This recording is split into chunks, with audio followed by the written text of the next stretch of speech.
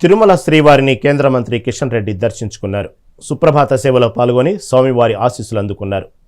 పహల్గాం దాడిలో వీరోచితంగా పోరాడి దేశానికి గౌరవం తెచ్చిన సైనికులకు వెంకటేశ్వర స్వామి ఆశీస్సులు ఎప్పుడు ఉండాలని స్వామివారిని ప్రార్థించినట్లు ఆయన తెలిపారు.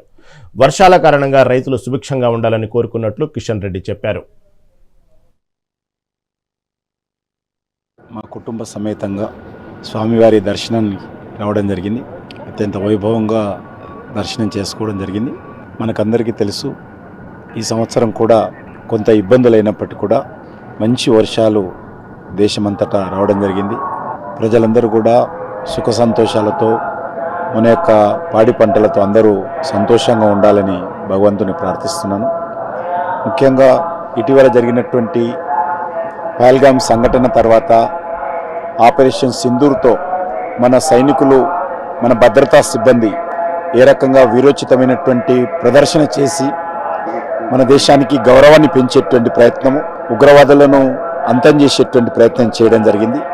భవిష్యత్తులో కూడా మన సైనికులకు మరింత శక్తినివ్వాలి.